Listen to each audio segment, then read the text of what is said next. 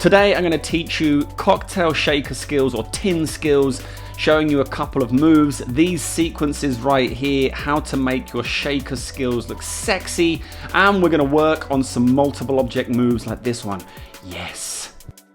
So we're going to kick off with a behind the back sequence, and that's got 3 moves in it: thumb roll, behind the back, thumb roll back to the bar top. Thumb roll out to one side, double spin behind the back, thumb roll towards you, back on the bar top. So we start by doing a thumb roll out to one side. You see my arm is fully stretched out to the right side, and then it's a double spin behind the back catch. Bring the hand around, don't twist your wrist or anything like that. Bring it up, spin the thumb roll towards you, catch it upside down and place it on the bar top. If you want, you can do it in the other direction. Same moves, you're just doing a 360. So you do a thumb roll to the opposite direction and turn your body. Again, stretching out your arm and then producing a double spin behind the back. Then you would keep turning around towards the bar. So remember, you're doing a 360. Lift your hand up and thumb roll towards you. And as you finish that thumb roll, you continue turning and place the shaker on the bar top. So this sequence is almost the same as the behind the back, except we're doing a behind the head. We're going to do thumb roll, behind the head, thumb roll, bar top. So thumb roll out to one side, double spin up behind the head, thumb roll down onto the bar top. So we start the same. We do a thumb roll out to one side. This time we're not going so far stretched out. We're going down, ready to produce a double spin up behind the head, but start slow with 1 spin and work your way to 2 spins. Once you've caught it there, so you bring it around the back of your head, over your shoulder, and then you're going to let the shaker drop backwards around your thumb. So it's spinning towards you, and that way it's going to spin so the opened end of the shaker will be facing down and basically land on the bar top. This is a really useful move to have, as you can incorporate it into routines, sequences, and multiple objects. To roll up the arm, in this case we're going to catch in the opposite hand. So we're going to start with the shaker this way up. Now watch how I swing my arm down and up, and as I swing it up, I roll my fingers off of the top of the shaker to help start the spin of the shaker. It's going to land on the back of my fingers and start rolling up my arm. Now see, as it reaches my shoulder, I tip my shoulder forwards, and now the shaker is going to drop down behind my back, at which point I need to bring my other hand behind my back and catch the shaker. This can be temperamental, but you'll get it with practice. Then I bring the shaker forward, and the same as what I did in the first move, a little thumb roll towards you.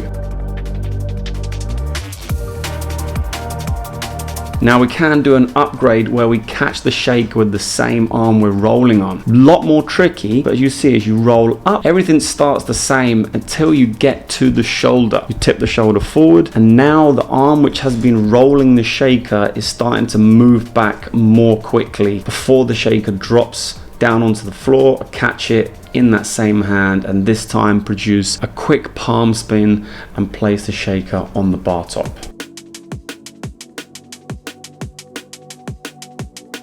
This is also a great move you can use to start getting there to multiple object flair, and it's a 2-tin split with a nest. We hold the shakers equidistant apart, flick up and nest one into the other. So it's important that you hold the shakers separated like this. You can see they're about 4 or 5 inches apart from one another. That will help with the separation and the spin of the shakers. Flick up, and as you flick, that bottom of shaker which is further away from me will fly higher, and the other one will fly lower. The lower one you will catch. Now once you've caught the shaker, you then have to just twist it towards you so the open end is facing up, and get ready to land that second shaker in a nest. As you nest it, you lower down your hand slightly to make the landing and the nesting much more easier, cleaner and smoother.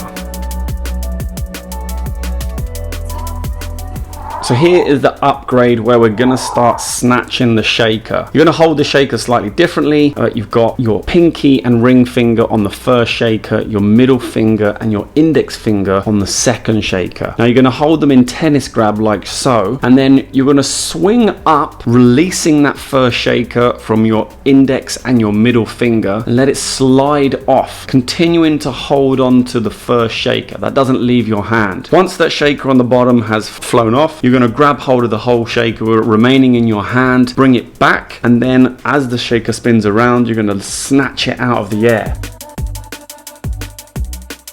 So the concept with 3 shakers is basically the same as 2, except you've got an extra shaker to catch. You're gonna catch exactly the same way as the 2 shakers, but you're gonna catch an extra shaker in the other hand. So you catch both shakers in underhand, and then you nest that 3rd shaker. So I'm holding onto the shakers like this, and then in tennis grab, I'm flicking up. Now as you see, I'm catching both shakers underhand, beer grab with the open end facing away from me, so they're basically horizontal, and then I just nest that last shaker in my whichever hand you want basically. So the upgrade will be a snatch with the 3 shakers. Again, same concept as the 2 shakers, same throw, the catching is slightly different. So we're throwing up, and if you see in my left hand, I'm grabbing that shaker in a really awkward beer grab, and in my right hand, I'm grabbing the shaker out of the air in a tennis grab. I bring that shaker back and then snatch out of the air. Now, using what we've just learned, we can come up with moves like this. Quite tricky, and you need to get your reaction speeds up, but we're doing an over the shoulder with the bottle with like a triple spin, catching, snatching, and nesting that bottle like so. Takes a bit of practice, but with a bit of time and a bit of effort, you'll be able to get there as well.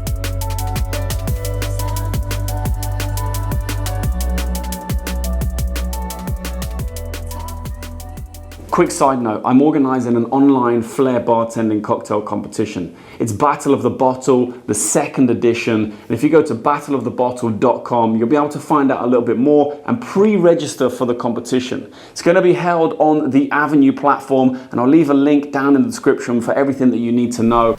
So there we have it. Plenty of tin skills to be working on, but if you want more, please let me know in the comments which one of these you like the most and what other skills with the cocktail shaker that you would like to see, and I can get to that on another video. I also want to give a shout out to all the members of the Pro Flair Group. Let me know if you have any questions about this, and we can go through that on our Discord or on our next group call meeting. If you want to know about the Pro Flair Group, there is a link in the description below to let you know more about what that's all about. Also, thank you very much for watching. I hope you did enjoy the video. Don't forget to subscribe, like if you feel like you need to do so. I really appreciate that. Helps push this video to more people who love Flair bartending. Let's grow Flair, let's grow it together. And finally, if you like this video, go and check out this one. This is the video I did last time, and this is all about Flair moves in 2023, what we're gonna see throughout this year. So get working on those, and I'll see you on the next video.